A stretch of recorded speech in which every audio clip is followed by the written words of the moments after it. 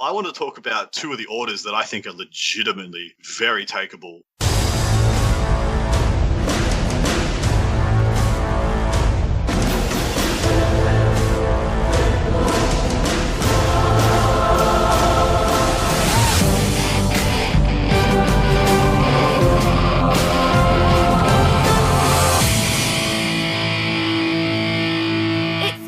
To forge the narrative.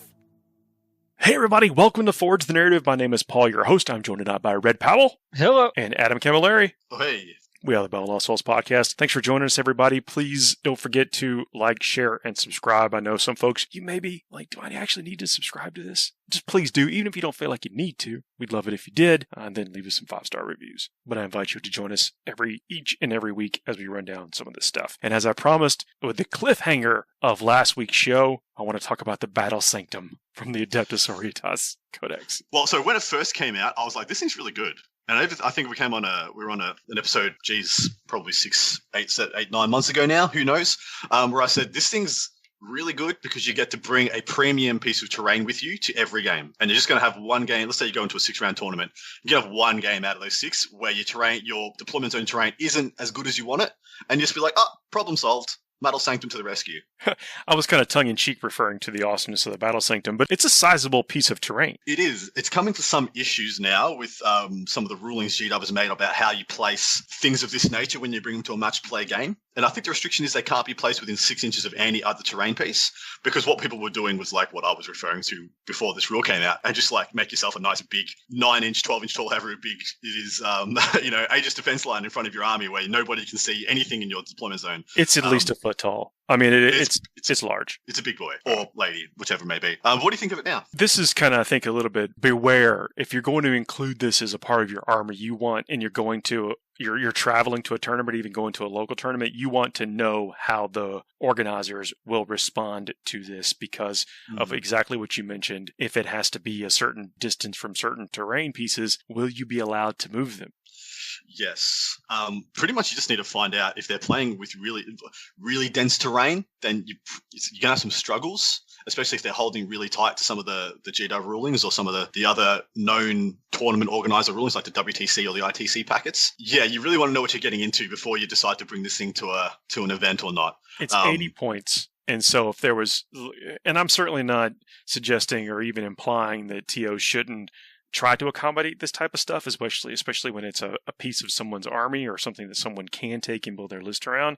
Or not, I don't know anyone's going to build their list around this, but if it's included in their points, whatever. You want to know what to expect when you're getting into that. So a little bit of a cautionary advice there on that. But 80 points, it is a terrain feature. After this model is set up, it is treated as an area terrain feature with the following terrain traits as described in the Warhammer 40,000 core rules: breachable, defensible, light cover, obscuring, scalable, and inspiring for Adeptus. So I think me and Red both agree those are all the best ones, right? I do like dense, but yeah, those are pretty much everything you could ask for. Yeah, if you wanted a terrain piece, a big chunky multi-level ruin terrain piece in your deployment zone, these are the keywords you wanted to have. All the good ones. It does some other cool stuff as well. You mentioned inspiring. You want to tell us what that does, Paul? I'll get to that. Let me run down the thing here. So it's consecrated ground while a chaos unit is within 6 inches of this terrain feature. Subtract 1 from the leadership characteristic of models in that unit. Then as prayers of the saint, while any battle sanctum terrain feature on the battlefield, Cult Imperialis Priest and Adepta Sororitas units in your army can attempt the following action. Pray to the saint. At the end of your movement phase, 1 Cult Imperialis Priest or Adepta Sororitas infantry unit from your army that is wholly within 1 friendly Battle Sanctum terrain feature can start to perform this action. The action is completed at the end of your turn. Once completed, you gain 1 miracle dice. Pretty good. I mean, if you're bringing this thing, you're probably going to have 5 sisters and maybe a buffing character sitting around it all game. They might as well be standing there doing an action, getting you a miracle dice. It's pretty good value for 80 points as well. Inspiring is add 1 leadership if wholly within 6 inches. It's a big terrain piece as well. That's actually a big aura from that. This thing is massive. When you're looking at the box, you can just tell how many sprues and stuff in there, and of course it has the statue that comes with it. This thing will also look amazing on a display board or just in your themed terrain if you happen to have a personal table. I love that it's got this little pulpit coming out from the side, like this little balcony, and then if you put Junith on her pulpit on that pulpit, you've got pulpitception, and you can have a lot of fun with that. That should be everyone's terrain. That should be everyone's display board. Hey, look, when you can get a ready-made display board like that, then why not? So again, this is one of those things to where it looks cool. I don't know that I would include it in most armies. And tell me I'm wrong here. Red, do you want to take it? Yeah, so I think something to, first of all, Paul, I'm not going to tell you you're wrong, at least outright. I appreciate No, but I do think, I've talked about terrain before and the ability to bring something in, and I really wish that there was more fortifications like this for all the armies, because I wish that was something that people, because there's just so much to this. As Adam stated, it's got all the right traits. It's massive, and you get to pick where to put it to a certain extent. I know that there can be some competitive controversy maybe in how terrain works out and how it gets placed, but a lot of times, there hasn't been bad consideration when the terrain you see that comes to competitive events can be played. And I really do like that this really plays into the Sisters deal. Whether it's an Imperium hive city or a backwater world or whatever, like the Sisters are everywhere. The ecclesiarchy of the Imperium is literally everywhere. Like there's nothing stopping the illusion of this thing just being in literally any battlefield that the Sisters are fighting at. And they do have more of like a custodial role. And so I know all of that to beat around the bush. Paul, I like for 80 points, it's a hard argument to say why it wouldn't go. Just to be able to control that piece of terrain. Okay, well, we understand where the general objectives are, and I can make my own advantage by putting this obscuring piece of terrain down. Like, what's the issue? I made a cheeky argument, I think the last time we talked about this, where I said, if you were good enough at the game and you were good enough as a Sisters player, and you knew that if you went to a 5 or 6 round big chunky tournament and you had a decent chance of winning, but that one game out of 5 or 6, you're going to get dud terrain, or, because the variables are there. You might just get a bad, deployment map with not enough terrain features in it. And who knows, maybe you're playing the new AdMech book and they've got, 12 chickens and you're like, wow, I am so screwed if I go second. If you could just pay 80 points in your list to have a game out of that game instead of automatically losing if you go second, would you do it? Some people would say yes. Some people would be like, oh, well, I really need those 80 points.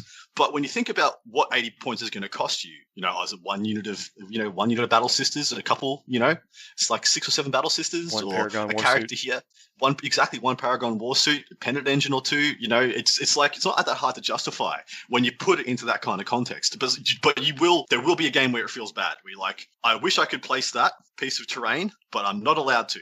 And I would really like it this game, and I don't have it. So there is a bit of a give and take there. You can't get just one Paragon Warsuit. I was being slightly facetious there. Yeah. But you guys, you sold me on the fact that no one can take these keywords away from you. It's true. Yeah. It comes assigned on the data slate. Exactly right. Yeah. There's no removing them, unless like there's some, Tyranid abilities. I think they've got an ability to look at a terrain piece and be like, doesn't give you light cover anymore. I think that's what it's translated into. Oh, sure. I guess what I mean, no organizer and no labeling and no debating with your opponent about what is on the traits of a piece of terrain, what it does. It's just there. Yeah. I'm sorry. I should have been more clear with special rules and other armies that can ignore special rules by nature of their special rules. But man, this Codex is... I actually really like this Codex. I've had a chance to go through it almost cover to cover now. But what do you guys think off the top of your scalps? Well, just for starters, we spent 5 minutes talking about an inanimate object.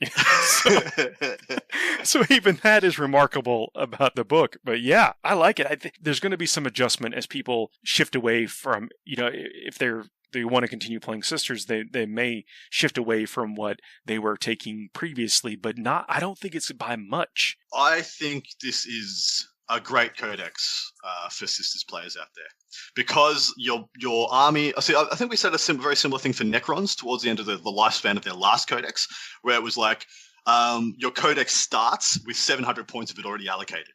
I think right. Red, is that true? Yep. That used to very much be the case for the Necrons. You're like, okay, no matter what troops I take, because of the way the Force worked, yep, 2/3 or a third of your list was already essentially decided for you right out the gate for the Necrons. That used to be the case, no longer. Yeah, I feel like, and I'm speaking strictly from the more competitive lists that I've seen and I've experienced across the table from, they were getting to some level of cookie cutter. And by that I mean every single list that I saw at a tournament was Bloody Rose, or the vast majority Bloody Rose. And they all had a combination of Retributors, Zephyrim, and Repentia. And it was just how many of that combination of those 3 units. Sometimes it was 1 big unit of Zephyrim, 3 units of Repentia, 2 units of Retributors, 1 unit of Retributors, 3 of each Zephyrim and Repentia, or 2 of each. And so it seemed like there was the 3 auto-take units that everyone took, and then there was just the MISC. I believe we haven't seen those units that I just talked about be wholesale nerfed. I don't think they've been, tragically nerfed, but I think a lot of their power has been plucked out and redistributed across the rest of the army. Because I look at this faction now, and I roll it down. I look at I'm looking at it right now. I'm looking at the data sheets, and there's maybe 1 or 2 units in this entire faction that I can't make a good argument to see in a list. And I think that is really good. And that's exactly I said exactly the same things about the Drakari Codex, and I feel similar that AdMech's close to that as well. And I think this is just amazing for people. Can we talk about the Dominion squad for a little bit? That's because you think they're one of the most improved? They have improved, but I think they were playable before. Absolutely, they were. But they were a bit like remember Red can speak as well. People took crypto thralls and little just points gatherer units that really didn't do anything apart from putting up a banner turn 1 on the mid board when you wouldn't otherwise be able to. And then you're like, oh well, I'm dead now. Job done.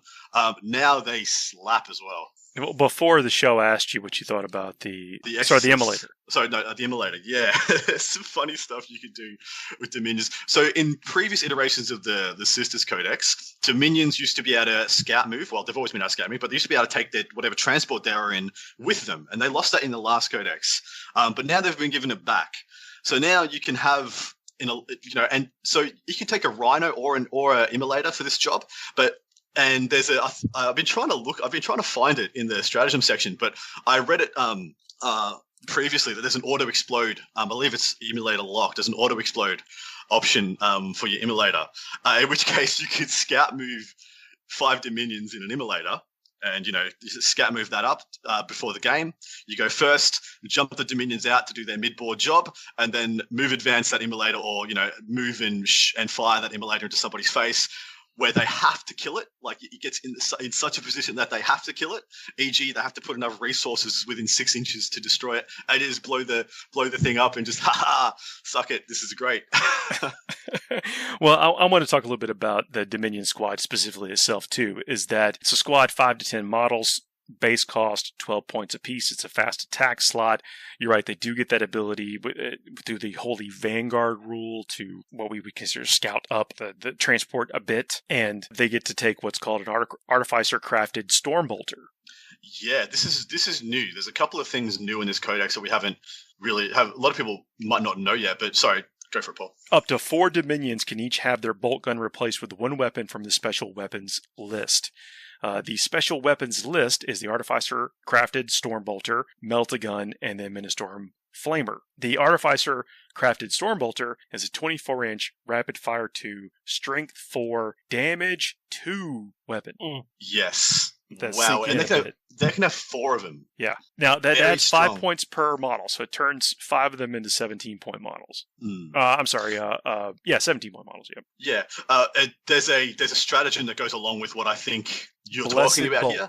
Oh my dear God, they are so good for this strat. All right. You go from it. Use this stratagem in your shooting phase. When an Adepta Sororitas unit from your army is selected to shoot, until the end of the phase, each time an attack is made with an Artificer crafted Stormbolter by a model in that unit, on an unmodified hit roll of 6, the target suffers 2 mortal wounds and the attack sequence ends. A maximum of 6 mortal wounds can be inflicted per phase via this thank stratagem. goodness. I love it how we all kind of inwardly do what Red just did when we read out one of these a strat like this, which is like, please be capped. Because yeah, it's still real. Like we joke on this, and Paul takes the mickey out of me when I say I used to pay 1 CP for like a flak missile shot or a hellfire round from Heavy Bolter to do 1d3 mortal wounds from the last codexes, and now this one. on this unit with 4 Stormbolters, I think someone's done the math, and you're somewhere around the 60 to 70% chance to do all 6 mortal wounds for this 1 CP. If you add in some more, here and there or whatnot, but yeah, you have better than 50% chance for this 1 CP to do just 6 mortal wounds for 1 CP. I think that's a little ambitious only with 4 rapid fire. I mean, you got to be up close, and you got to be rerolling 1s or something like that. Yeah, with some rerolls and some bits and pieces, because you only need 3 6s on 16 shots. Yeah, sure. To do the 6 mortals. Yeah. So, and in reality, most of the time, half the time ish, you're going to do 4. And for 1 CP to do 4 mortal wounds, on top of doing all these 2 damage hits as well, pretty good 1 CP. Like, it's a very good value 1 CP. Well, so let's say that stratagem you were talking about for the Immolator is called Martyr's Immolation. Use a stratagem in any phase when an Immolator model from your army is equipped with Immolation Flamers is destroyed. Do not roll to see if the model explodes. It does so automatically. That is also 1 CP. But if you're doing that trick to where you're moving them up, and they're let me just read out Howling Vanguard as well. At the start of the first battle round before the first turn begins, this unit or the Adepta Sororitas transport it is embarked in can make a normal move of up to 6 inches as if it were your movement phase. And then you must end 9 inches away. And then if both players do it, then the guy's taking, or the person who's taking the first turn moves their stuff first. But if you're already planning on closing with these, and that means you're maybe pretty close to rapid fire range, or you're at least 6 inches closer than you were before, and you get a movement phase if you're going first. Yep. So I'm having, this is like a recurring nightmare of mine, Rhino rushing Dominion squads. I'm not even kidding, man. Like Immolators and whatnot. There's this great player, this guy I used to play, who he was pretty. I mean, he didn't stop playing Sisters. He still owns original Sisters, right? We were talking about last time, like from when they first released, and their great sculpts and pewter, and he. I don't know if he really has changed over into the new models yet, but I mean, more power to him in how he's stuck with them regardless of the Codex and how it's changed over time. But I know it broke his heart a little bit when the Dominion squads lost that ability, and to see this come back, like I think that's a serious concern. There's we were talking about pre-show about how some folks are. And I get it. I totally understand when things change like this. It is frustrating when you have something that you've been running for a while that you're comfortable with. And the Sisters have been doing well. They may not have been getting the spotlight as much, but they were doing well beforehand. And now it was a somewhat difficult army to assemble and paint and just like get tournament ready. It had almost a little bit of that Gene Stealer cult effect to it, if you ask me. Yeah, there was some proper hobby lag, and it came at a time when things were selling out like worldwide in an instant. So actually getting the physical models was a bit tough. Yeah, sorry, Brad, I jumped in there. So. No, it's extremely valid. Great points. And so as it goes forward, it's really this. The Sisters' abilities and what they've given them. Sure, they took away some things that I think people were very comfortable with, and I get it. But I also think that the Dominions getting that one deal back, there's so much maneuverability to that it's a really big deal. It's a game. I don't want to say game breaking, but it is it's powerful. We talked slightly about it with the Zephyrim and the Retributor squads last episode of how some of what just makes them work isn't quite on the page anymore. You've got to kind of work for it just a little bit, and that may cause people to shift to change out what they're taking as we thirst and scramble for that efficiency. Yeah, I definitely agree with that sentiment. I think the same thing could be said that we said for Zephyrim can really be said for Repentia. Repentia seemed with just Repentia with CP, you got essentially with the exception of Fight First, you had every possible buff that a melee unit could have. They had advance and charge with miracle dice to prop up both the advance and the charge. They had rerolls to hit in combat. They had exceptionally good options for what their offensive profiles were. They had the ability to do mortal wounds when they died, and they had the double attack. And now they've lost a bunch of those things, and a lot of those things have been removed and placed into where I thought they should have been originally, which is on the Repentia Superior. Because it always scratched my head, was just like, why does that character exist? Surely they should, she should have some purpose. And now a lot of those things are on her, so she gives the aura of advance and charge, and she gives a lot of that other offensive stuff to help them out, which is the whole point of that character existing and the Repentia existing. She's guiding them back to repentance and becoming full-fledged sisters again after they go through their time of being absolutely bonkers. We can talk about the Repentance Superior for a second if you guys like. So Scourge of the Penitent, if your army is Battleforged, and for each detachment that includes a Sister Repentia unit, one Repentance Superior can be included in the detachment without taking up a battlefield roll slot.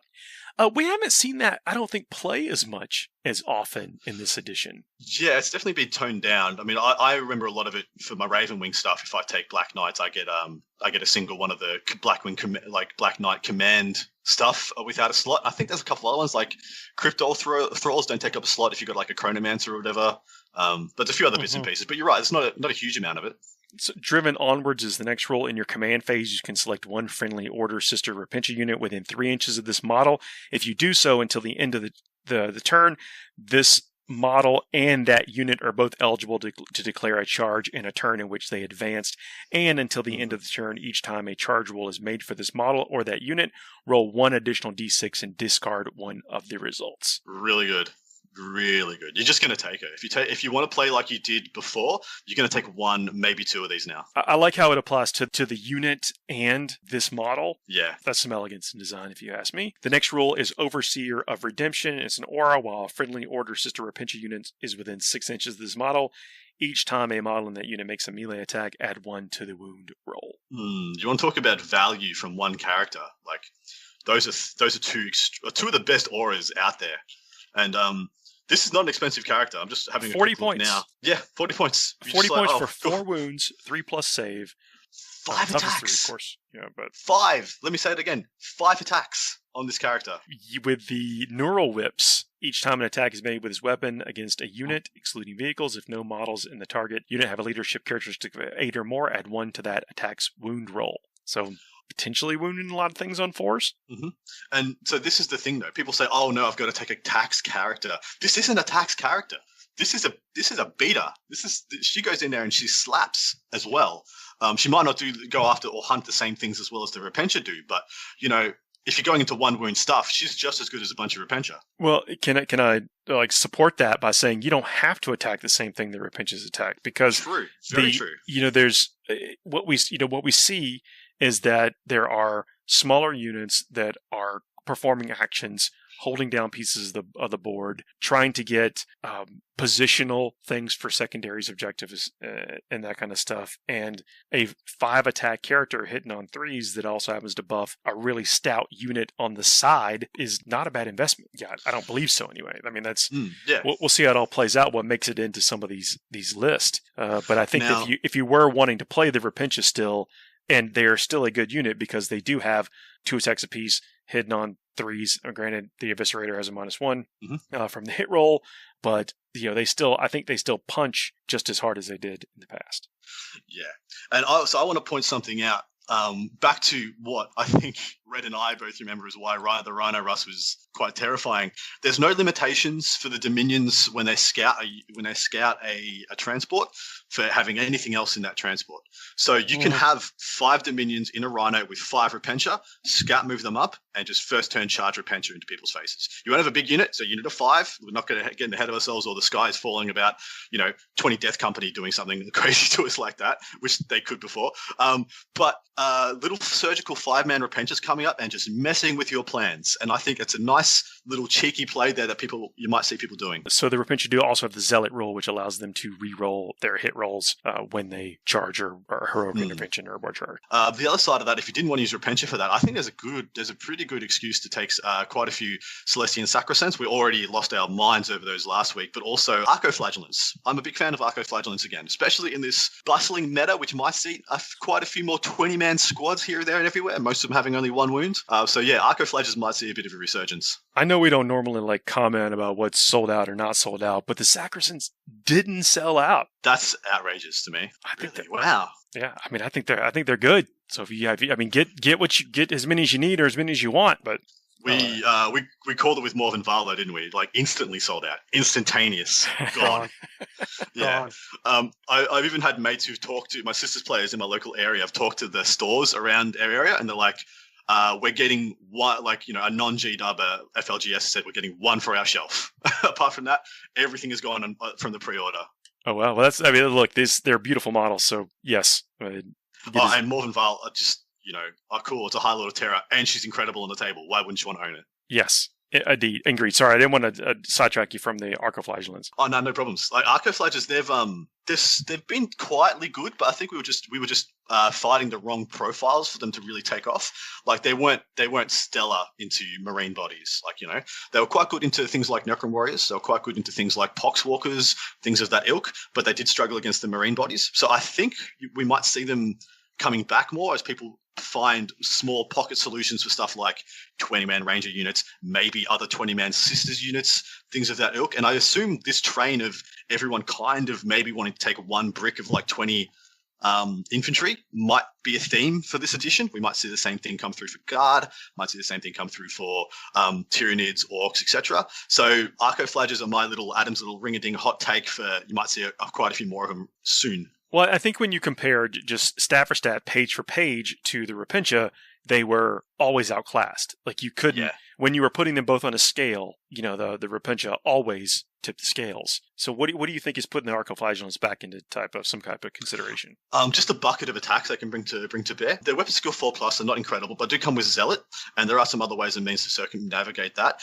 They come with 2 attacks base, and each time an attack is made with this weapon, which is strength +1, -1 AP, 1 damage, you make 2 hit rolls instead of 1, and there is a stratagem to make it to have 3 base attacks, I believe. So they got 6 attacks each with rerolls to hit, and then they have a couple of special rules. Berserk Killing, each time models in the unit would lose a wound. They have a 5+ feel no pain, and this unit cannot perform any actions, of course, as the Vanilk of something as bonkers as essentially a flail with a mechanical attachment to it. I think you said 6 attacks apiece is 4 attacks, two attacks base.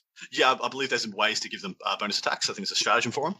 I'll double check that if you guys want to talk about Arcos for a minute. But with that, they've got a pretty big drawback, though. This Instrument of Pain and Penance, the unit cannot perform any actions as described in the Warhammer 40,000 core book. Does that even matter? I mean, look, you don't want these just hanging out on the battlefield. You want them charging into things. Agreed. So does that even matter? I think that it's a design. You can see the intent of the designers behind it, and that so it's no longer, as Adam mentioned, it's no longer one of these smaller units that's just out there accomplishing actions for you in the background. When the game intent for them is exactly to your point, Paul, that it's supposed to be. You're supposed to just throw them forward and get them into the fight kind of deal. Yeah. I think it's good. And their toughness 4 with 2 wounds, which makes that 5 feel no pain quite relevant. And there are ways to give them +2 invuln as well. So they'll have a 5+ invuln and a 5+ feel no pain to use for things like Inquisitors and some other bits and pieces. But that stratagem I was talking about is called Extremist Trigger Word. It's 1 CP. You use stratagem in the fight phase when an Arcoflagellants unit from your army is selected to fight. Till the end of the phase, change the ability of all Arcoflail models in the unit. They are equipped with the following. Each time an attack is made with this weapon, make 3 hit rolls instead of 1.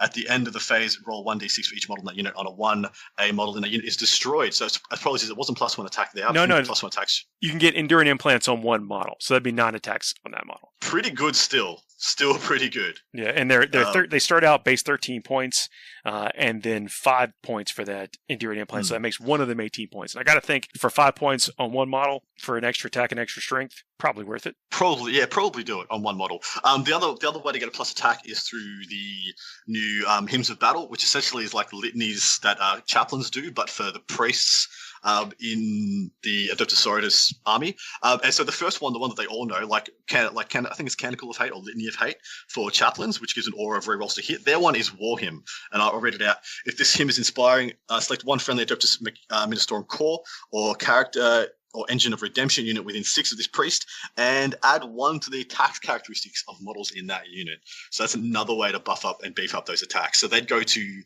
8 attacks, so they get 3 from the trigger word, 1 per 3, and then so they would go to 9 each. And then you'd go to 12 on that one guy.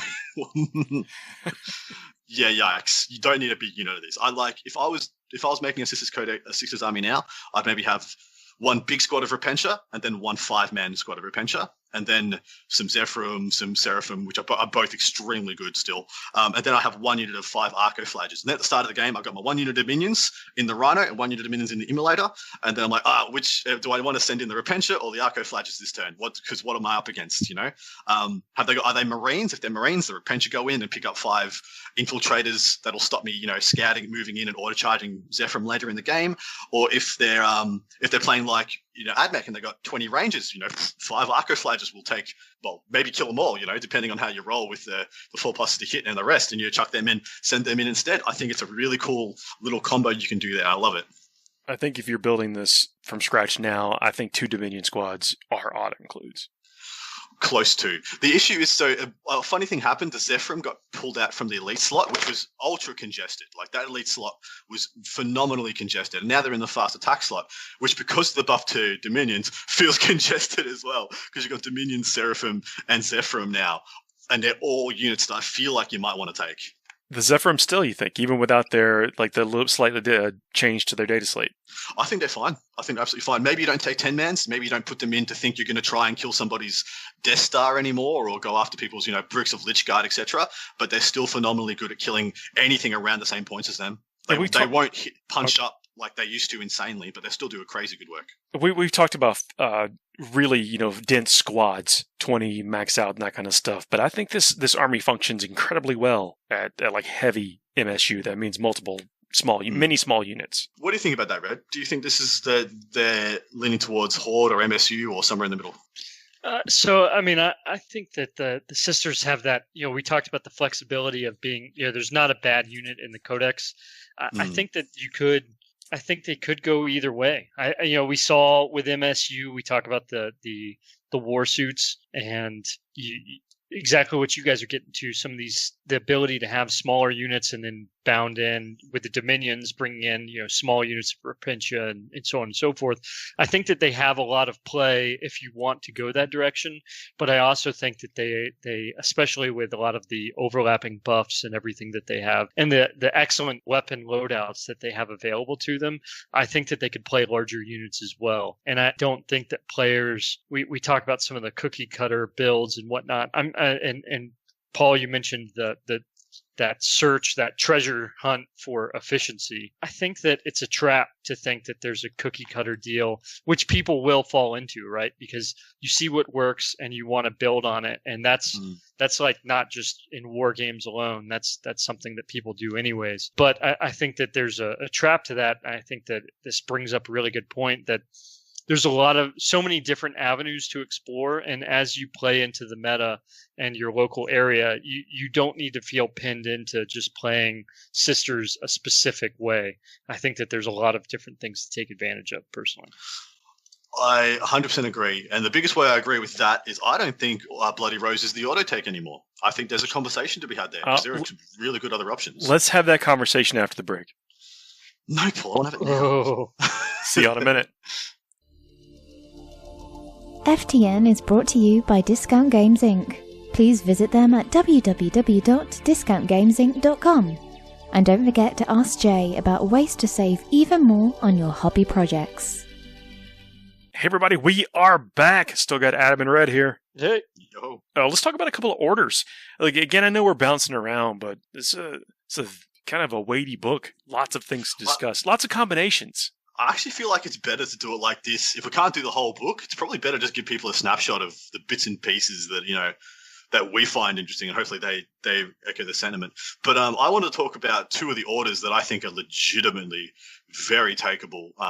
Because like we said before, you saw a little bit of Valorous Heart joined to Bloody Rose, but I think everything was mono Bloody Rose or mostly Bloody Rose, yeah?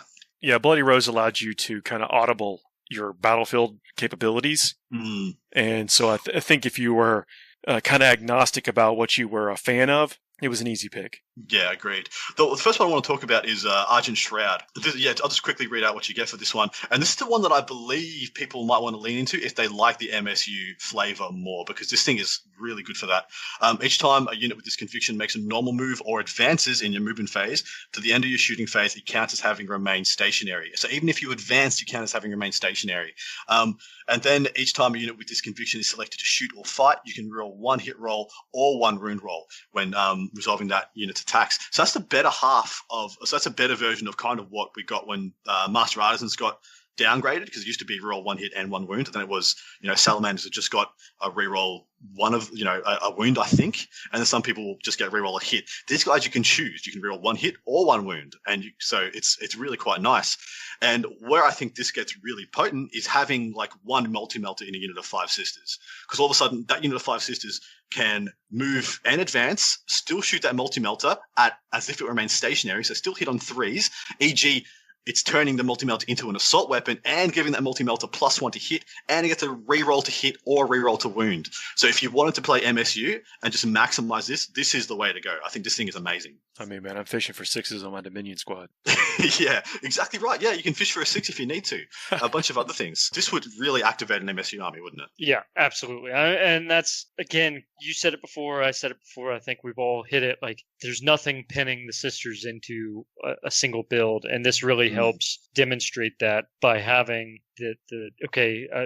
Bloody Rose or this one in order to be able to play up more this style of play versus the other. It's really great that the design concepts are allowing for so much flexibility. Exactly right. And we know where Miracle Dice can come in and just make things like bunch of little pocket-hitting multi-melters just activate in any one turn and just start popping off. There's another really cool strat that goes along with these guys where if you use a Miracle Dice for a hit roll, you automatically get to use that Miracle Dice for a wound roll. And so you think about the applications versus somebody like Mortarion, who's both very hard to hit because usually he'll miasma himself, so he'll be forced to hit, and then he'll be forced to wound for something like a multi-melter. So if you just got a 4 in your Miracle Dice pile for 1 CP, you just got an attack that auto hits and auto wounds Mortarion. And that is just some really powerful things. Like Miracle Dice haven't gone down in power. They're all the same applications. You get a little bit less of them than you did. Like there's, things like the Triumph aren't giving you like 2 every battle round. Things like the Battle Sanctum aren't automatically giving you Miracle Dice anymore. But you're still going to have a bunch. We should talk about, the generation of Miracle Dice. So gaining Miracle Dice. And if every unit from your army has Adepta Sororitas keyword, then, at the start of each battle round, you gain 1 Miracle Dice. At the end of a phase in which any of the following conditions were met, you gain 1 Miracle Dice. And that's Vengeance, any Adepta Sororitas unit from your army, destroy 1 or more enemy units, and then Sacrifice, which is each time you gain, any Adepta Sororitas character unit from your army is destroyed. And it goes on to say, note the Miracle Dice can also be gained via other rules. No matter the source, you can only gain Miracle Dice from such a rule if every unit in your army is the Adepta Sororitas keyword. Cult Imperialis, Agent of the Imperium, or unaligned. And then he goes on to say how to determine what the score of that Miracle Dice is. So slightly different than it was before, but you are going to generate them, yes. Yeah, slightly less than you before, because a lot of people were taking a lot of things that would just automatically give them Miracle Dice. Like I mentioned, things like the Triumph, etc. But look, they're still one of the best, and the people claim most broken portions or mechanics in the game, which I kind of agree. I can see the argument. You're playing a dice game, and there's a faction that doesn't use dice. Well, they just get to automatically have things, but you still have to roll that dice. I never felt like the Sisters player before was ever going to conceivably run out of Miracle Dice. That's fair. And now it feels like it's a little bit more of a decision, especially when you factor in those miraculous character upgrades that we talked about last episode. Yeah, exactly right. So the other order I wanted to talk about was Sacred Rose. Well, let's go down their whole thing, because every order, every sub faction they've got their tactics that applies to everything, and then they've got a stratagem that applies to them. Then there's a warlord trait, and then typically a relic that's unique to them. Yeah, I call it the package. You get your chapter package or your doctrine, your dynasty package, and you got to look at it all as like you get your free when you buy in for the the pyramid scheme. You get your steak knives. You get your So the Argent Shroud. This is I think faction color scheme is I think they're the silver metallic armor, like kind of the shiny silver metallic armor. I would honestly not have a clue, and that's probably a shame on me. Dude, I understand, and I don't think many people necessarily are. So really, they're your toys. Pay them however you want. Saying if you are wanting to stick to the canon here, that's what you might want to go with. And their symbol is a skull with like a halo around it, a halo of spikes around it. Looks quite a bit like a Sanguinary Guard symbolism. This is your faction, Paul. Yeah, this is you. So the stratagem is a 1 CP Faces or Shield. Uses stratagem in any phase when an Order of the Argent Shroud model from your army would lose a wound as a result of a mortal wound. Until the end of that phase, each time that model or any other model in its unit would lose a wound as a result of a mortal wound, on a roll of a d6 of a 4+, that wound is not lost. Build in a little smite protection there. And there's a lot more mortal wounds out there than I believe there ever has been, except for the start of 8th edition. Start of 8th edition, there was this ridiculous amount of mortal wounds coming out. Then they toned it back, and it's kind of been here and there with specific armies. But now kind of every army has a way of just splashing a bunch of mortal wounds. Like I'm thinking Hellions doing the flybys, or the bombers. Admech have got a bunch of ones now, especially with Wrath of Mars still being pretty good. So yeah, it's not a bad thing to have. You talk about if you take in 20 model units, then think of the value that you're getting off that 1 CP. If they're in that situation to just kind of hoover up all those abilities from your opponent. Because remember, Smite's closest visible target for most armies. Yeah, so you get to have some say in who's going to get by it. Yeah. Warlord trait, Selfless Heroism. This warlord is eligible to perform a heroic intervention if it is within 6 inches horizontally and 5 inches vertically of any enemy unit instead of the 3 inches horizontally or 5 inches vertically. Each time this warlord makes a heroic intervention move, it can move up to 6 inches. All other rules for heroic intervention still apply. The next bullet point is, at the start of the fight phase, if this warlord is within engagement range of any enemy units, it can fight first that phase. Pretty good. I mean, it may not be the best one because it doesn't really force multiply.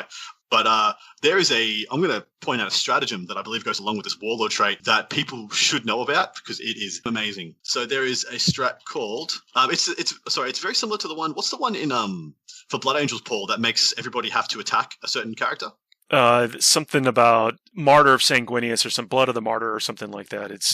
It's where the character says, all eyes on me, essentially. So if they're engaged with another unit, they have to fight that character. So this one's called Suffering and Sacrifice. It's 1 CP. Use a stratagem in the fight phase. Select one Adepta Sororitas Warlord, Saint Potentia, or Living Saint unit from your army, excluding vehicles. Until the end of the phase, that unit is known as your Suffering unit.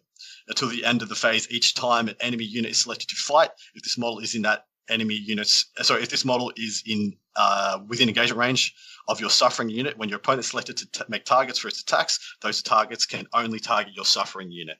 So you can put a 6-inch intervention fight first character behind your lines, leave them a gap to intervene into your front lines, and then force them all to attack that character, e.g.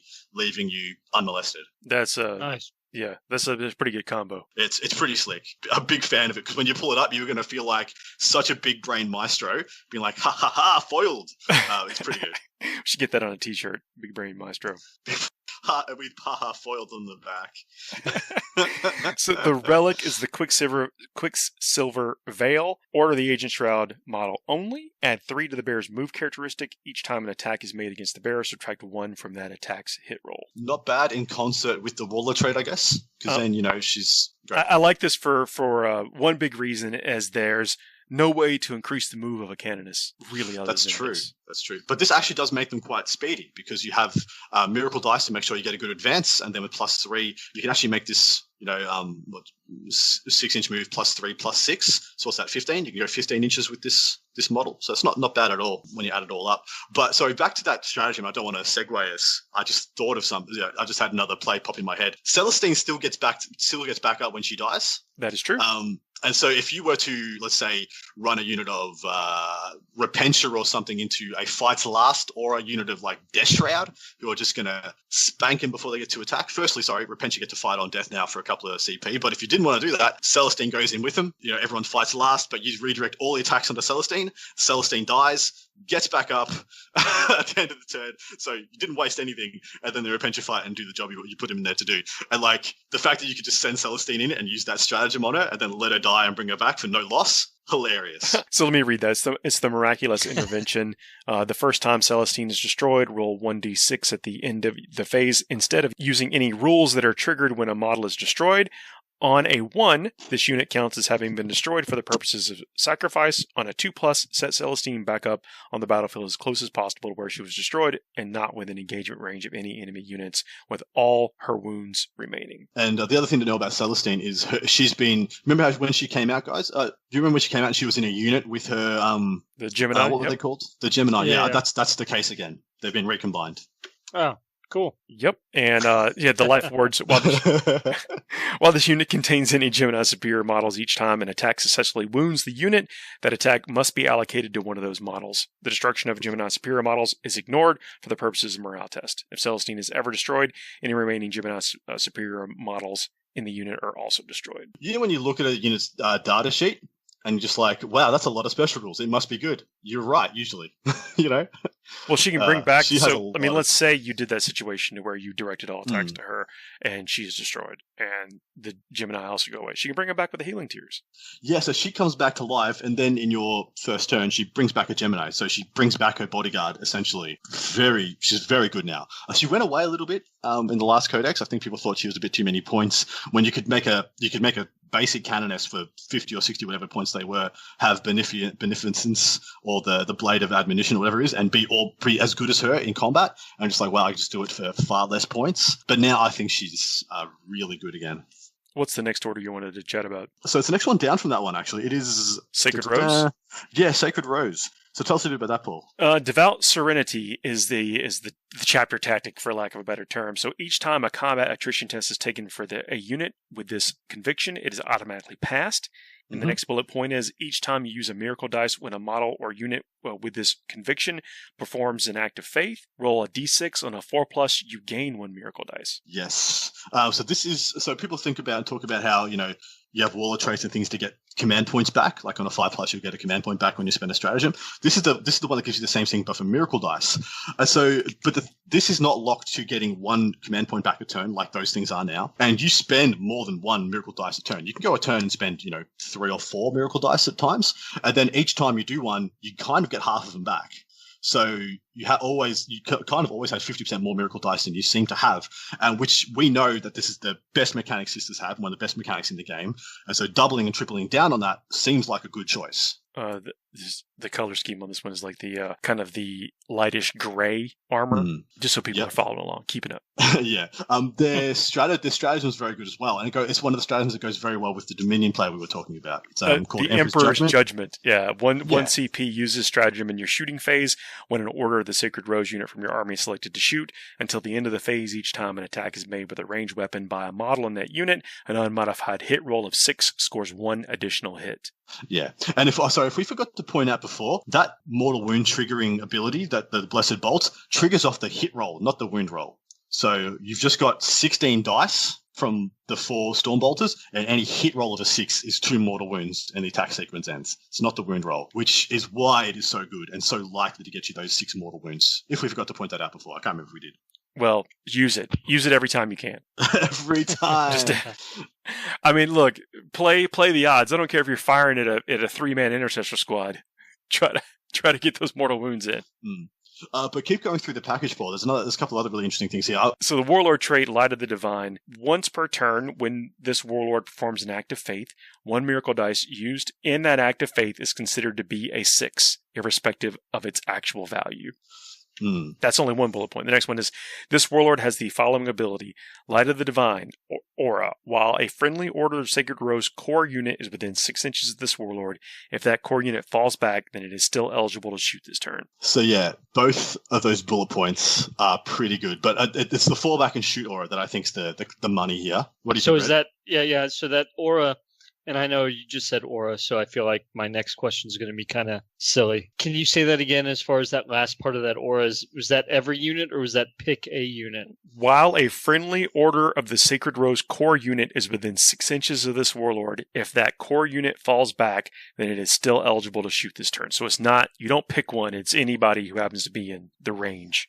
I think you can set up a particular set of circumstances, but yeah, it's not limited to one unit. Sure. And so, we talked about Bloody Rose and its melee capabilities and what it can bring to it. And then you look at this and it's like, would you like an army that can fall back and shoot without real significant penalty, well then, here's the order for you. And it's I mean, that, correct me if I'm wrong, but like the sisters have enough shooting. We just finished talking about what the Dominions can bring in their special loadouts, and then now you have this ability, and we go back to this balance between MSU or number of models. If you did fill up those Dominion transports with 10 Dominion, you have those ablative wounds that you could accept a counter charge and still be able to fall back and pull this off to such an. I mean, it's pretty. That's pretty intense, and I don't think that it should be overlooked. I think that's a really good point between the warlord trait and what you pointed out, Adam. I think that's really good. You can move the warlord first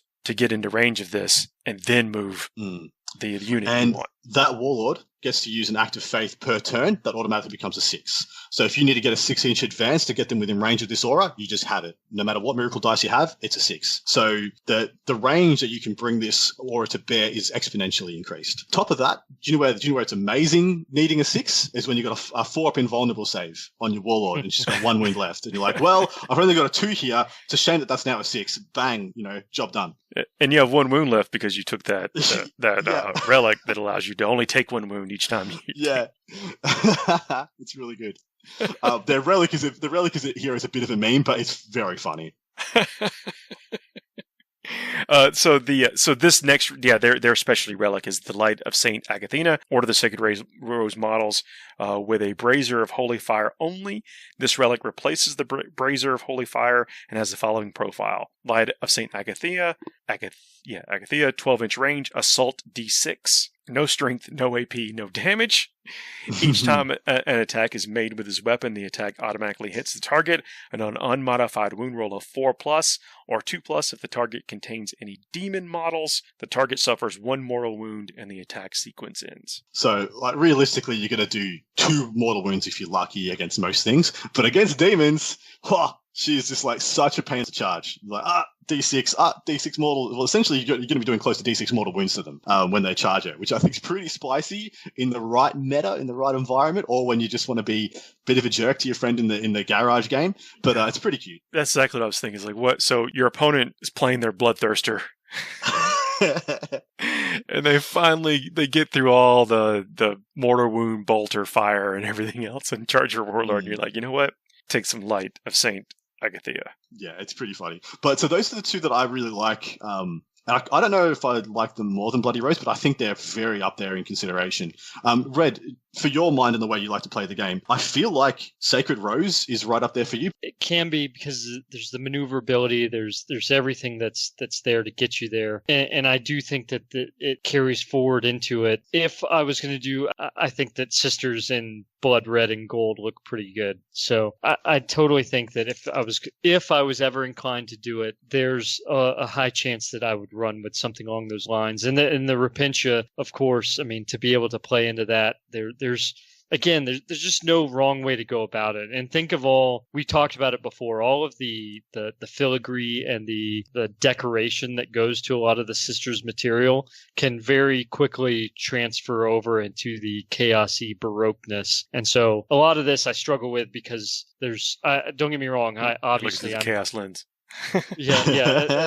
I have to look at it through that to a certain extent, but at the same time, there are some Imperial forces that are near and dear to my heart. Sisters just, and I think it has to do with, I was kind of letting them flesh out, and we talked about in the last episode about how really this Codex has brought forth maybe what they had always intended from the beginning. And I think that there's enough in it at this point to tempt me towards considering Sisters even. I still think I'd have to play them with some chaosy flair to them, but that along with the Sacred Rose, I think that there's a lot to that. And I just still want to push the point. The miracle dice, getting back the miracle dice on a 4+, can't be overstated how crazy that could be in flipping a game at any point. Just flip a game based on having twice as many miracle dice, and every multi-melter gets a miracle dice, and all this other crazy stuff. Well, it's. I mean, Paul said it before, right? It's a game where we roll dice, and when it comes to game designing, and you have a faction that can just throw with miracle dice, you can throw some of that out the window. Like you actually have far more agency in some of those hinge moment dice rolls that it's actually hard to account for just the exact, what a player can control. Yeah, and it's hard. It makes it really hard for your opponent to account for all the variables possibly coming their way, like, or what can happen to me in my next turn. What do I need to prepare for? And then you look at the fact they're going to have, possibly 4 or 5 more miracle dice than they have right now, and you don't know what those numbers are, and all of a sudden you're like, okay, they could charge 2 more units than I think, and shooting a multi-melter can do just flat 6 damage here, there, and everywhere, and yeah, it gets pretty scary. But onto your point about the chaos bits, I'm looking at the pennant engines and the mortifiers right now. They literally look like a demon engine. Like, there's nothing more chaosy than what those things are. Let's just get a heretic. I sense heresy. Let's get an exoskeleton, yeah? And like instead of like putting them inside the exoskeleton, let's slap them on the front, baby. Like, how much more chaos can you get? It's so good. Let's talk about the Order of the Ebon Chalice before we jump to, or may potentially wrap this show up. The Order of the Ebon Chalice, the start of that package is, if any units in your army have this conviction, when you are determining which sacred rites are active for your army, after you've determined your mission, you cannot randomly select 2 sacred rites. Instead, after you have selected 1 sacred rite, you must then select a second. Both of these sacred rites are active for units from your army with this conviction. And for people who may have forgotten, the sacred rites are the monofaction bonus, like the exploding 6s or the +1 advance and charge or the better deny the witch and stuff. It's only the first is active for other units from your army with the sacred rites ability. Each time a model or unit with this conviction performs an act of faith, you can first discard 1 miracle dice. If you do so, 1 miracle dice you use in that act of faith is considered to be a 6, irrespective of the actual value. So you want to get rid of your 1s and 2s. Mm-hmm. That's a good way to cycle that out. Now you're cycling at double the rate, but wait, there's more coming up. The stratagem here is the Cleansing Flames. Use this stratagem in your shooting phase when an Order of the Ebon Chalice unit from your army is selected to shoot until the end of the phase. Add 4 inches to the range of all flame weapons that model in that unit are equipped with. That's the first bullet point. Second bullet point is, each time a model in that unit makes an attack with a flame weapon, on an unmodified wound roll of 4+, the target suffers 1 mortal wound in addition to any normal damage. A maximum of 3 mortal wounds can be inflicted per phase via this stratagem. So lower cap on this, but remember you're firing D6. The Ministorum Flamer is 12 inches, so you could be firing a 16-inch hand flamers, or normal flamers. I just want to point out a stratagem that can go alongside with that, called Cleanse by Fire. You use stratagem in your shooting phase when Adeptus Ministorum unit from your army is chosen to shoot with, till the end of the phase when a model in that unit shoots with a flame weapon. Do not roll to determine the amount of attacks made with the weapon. Instead, you get the maximum number.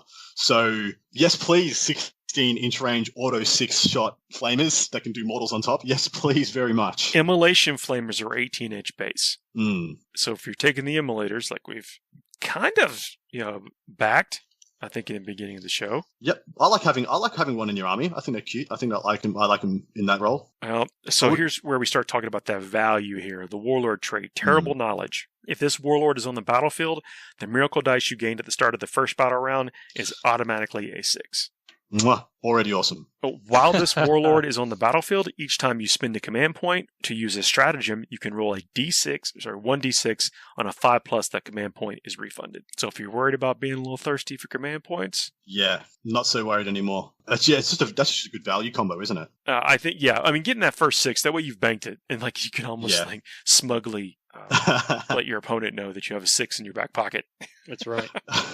It's true. It's huge. And, it's big for doubling down on Alpha Strike or hanging, like you just said, Paul, like a sword of Damocles. What am I going to do with this 6 I automatically get?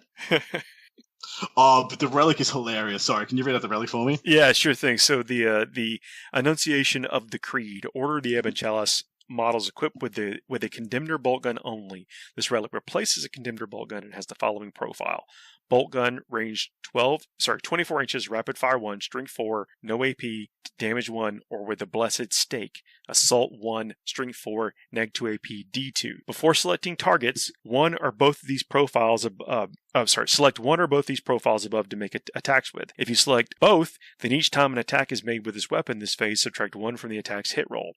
Each time you select a target with this weapon, ignore the lookout cert roll. Each time an attack with this weapon's blessed stake profile is allocated to a psyker model, the model's unit suffers 3 mortal wounds in addition to the normal damage. So just to paint the picture here, at some point, like, you know, this character puts a literal piece of wood, a stake, in her like grenade launcher, and then when she points it at a psyker, doesn't even shoot it at the psyker takes 3 mortal wounds.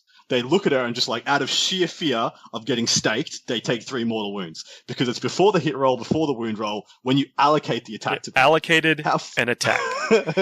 Out of sheer fear of this piece of wood, they're like, and 3 mortal wounds of damage occur. It's so funny. Look, it's an accurate stake. It's a very accurate stake. But man, and you don't even have to be that close either. It's 24 inches, and there are still a lot of 4 wound, 3 or 4 wound psychers out there. Astropaths spring to mind, just like auto kill an astropath for looking at it. That seems pretty powerful, seems pretty good. The actual real life applications is like, 3 games out of 20, this is going to be fun, and the rest of them are just like, well, I paid for a okay bolt gun, I guess. Well, yeah, I think there are some better relics you could possibly choose, but if you're going into a psyker-heavy meta, then why not?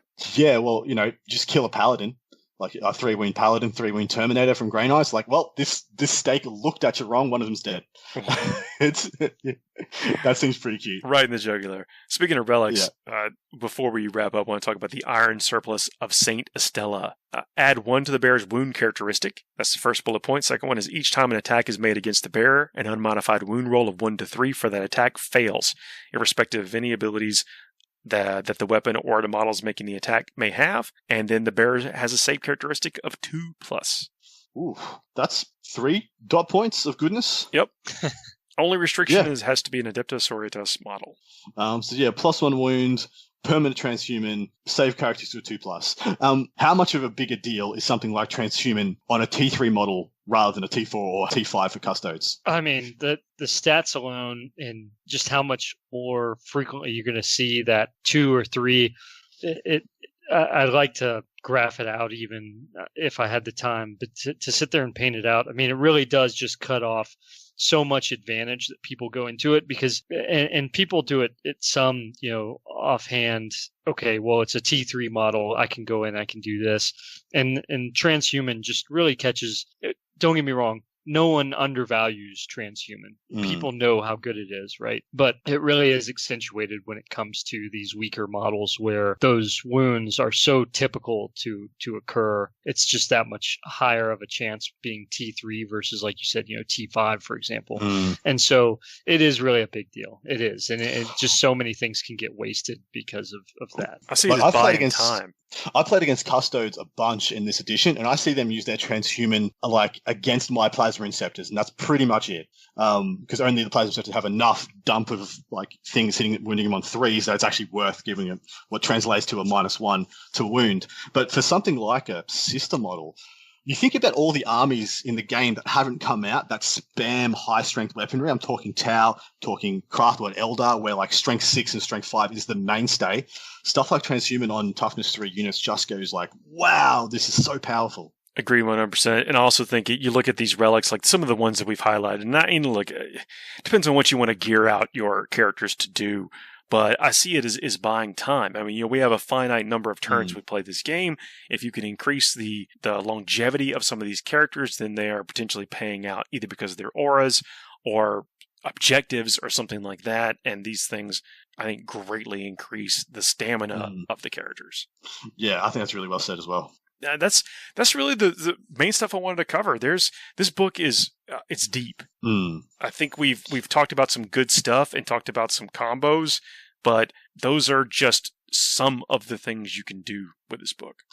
Yeah, I think there's a good case to be playing these guys any way you want. Horde, MSU, Mechanized. There's some good cases for all the options, and I think GW have done a really good job with this book. Yeah, I like it how I can look at like, oh man, I really want to play with that model or that unit or that, whatever. Like there's You have some. I don't think you're locked into one archetype with this, and I don't think you have to make massive changes either. I think you can kind of rotate out a few things at a time, depending on either what's on your hobby desk or whatever.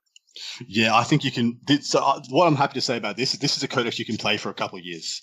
Like a best example, I think, is what we in Red said previously about the Necron Codex.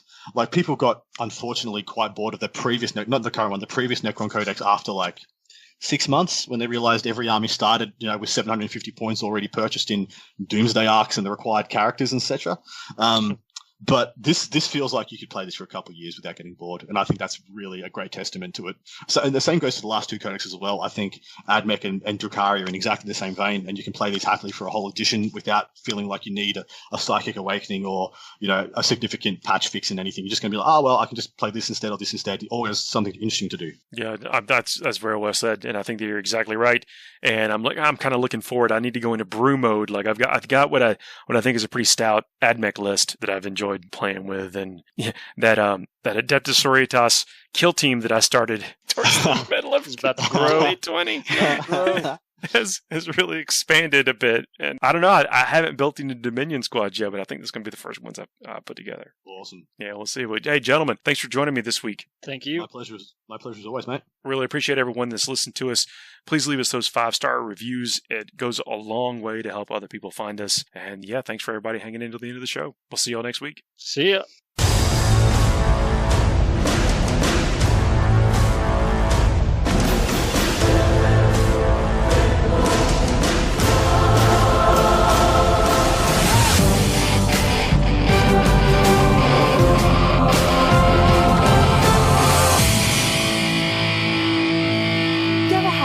Make my day.